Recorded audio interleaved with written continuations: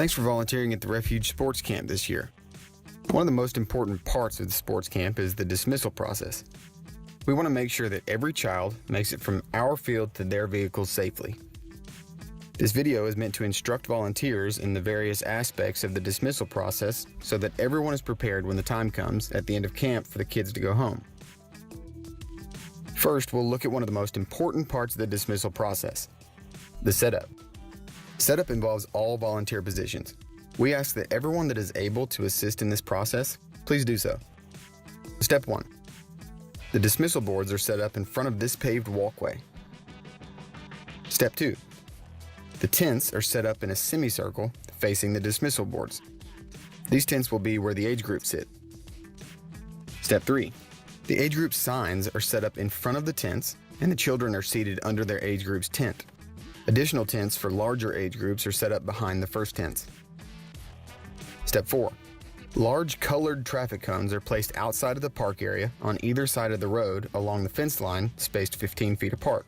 The traffic cones are set up in the following order: red, blue, green, yellow, orange. On the other side of the road, white, purple, brown, pink, black. Step 5. Small colored traffic cones are placed on the paved walkway behind the dismissal boards in 2 groups of 10, one group near the gate and one group a little further back. These will be our here and on deck cones. We'll explain more about this in just a little bit. Step 6. Regular traffic cones are placed in front of and behind the large 10 colored traffic cones centered in the road.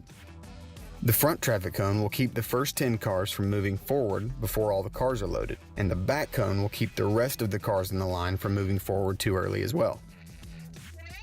Step 7. Caution tape and stakes are used to create a boundary in front of the age group tents. This will prevent the kids from walking out of the front of the tent and blocking the view of the age group leaders who are trying to see the board. Also, it will funnel all the kids headed to their cones in the same direction. Step 8. Jersey tubs are placed beside the here cones. This is so the kids can take off their jerseys and put them in the appropriate tub before they get in their cars. So that pretty much takes care of the setup. This video gives a pretty good shot of where everything is set up geographically so that you can see where everything goes. There are volunteers who have done this before, so if you're confused about where something goes, just ask.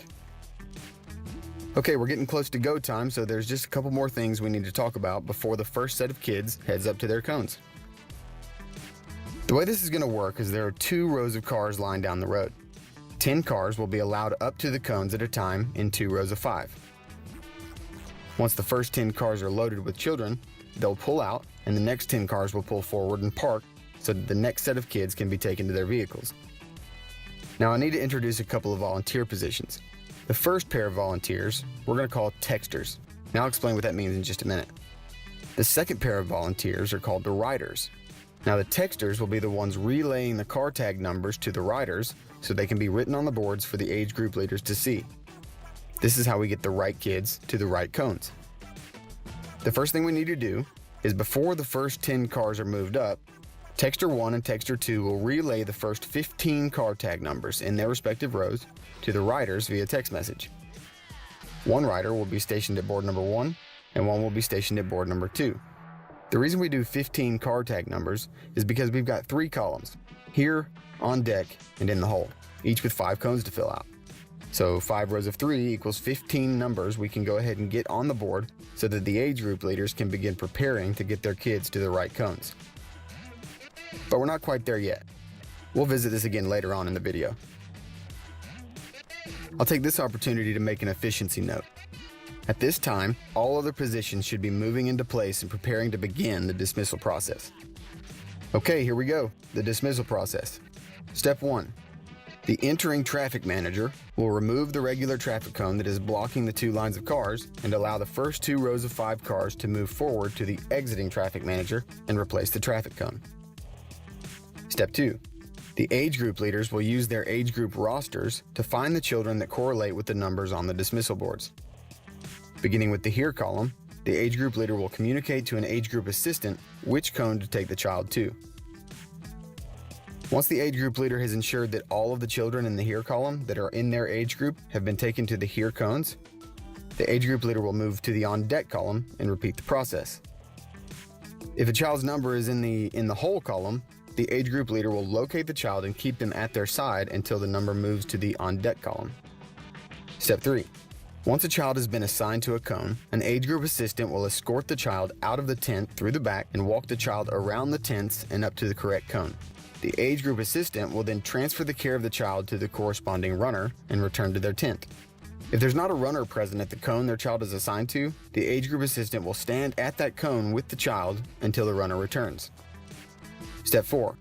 The runners will stand with and engage the children assigned to their cone until further instruction from their head runner. Step 5. The head runner for the here cones will ensure that all children at all cones are accounted for. Once confirmed, the cone leader will instruct that all children remove their sports camp jerseys and place them in the appropriate jersey tub and lead the children along with the runners to their respective cones outside the fence. Step 6. Once all children have safely entered their vehicles, the head runner will lead the rest of the runners back to the on-deck cones next to their colored cone. Step 7. Once the runners at the here cones have left the gates to take their children to the vehicles, the runners at the on-deck cones will move up to the here cones with their children. They become the next runners for the here cones. The other runners will return through the gates and move back to the on-deck cones. Once the next 10 cars have moved forward and parked, Step 5 is repeated. Step 8. The way the texters relay the car tag numbers to the riders is through text message, hence the name. The riders will write the numbers on plexiglass squares that can be moved around on the dismissal boards. I'll give you a visual so you can see what I mean. Let's look at our first 5 car tag numbers that we just received from texter 1. These are going to be written in the order that we received them, from top to bottom, in the here column. Then it's time to ask for our next set of numbers. Once we get our next 5 numbers, they're written in the same order in the on deck column. And finally, the process is repeated until all the squares on the board are filled out. Now, once all the cars in the here column have their children and are released from the line, we're going to remove the squares in the here column off the board and move the on deck squares over to the here column. We'll do the same with the in the hole squares and move them over to the on deck column. Now that we've got an empty column, we need the next 5 numbers from our texter. But before we do that, we need to make sure to erase the squares we pulled off the here column in order to have blank squares to write the new numbers on. This process will be repeated until all children have been safely dismissed. So that's it. That's the whole process. It may seem confusing at first, but trust me, when you get in there and experience it firsthand, you'll get the hang of it. Go back and watch this as many times as you need to. This video is for your benefit. Our goal this year is to have the quickest and smoothest dismissal that we've ever had. If we all play our roles and work together, we'll accomplish this goal no problem. So thank you for watching this video and being a part of the Refuge Sports Camp this year. We could not do it without you. Thank you again for your time. You are very appreciated. We'll see you on the field.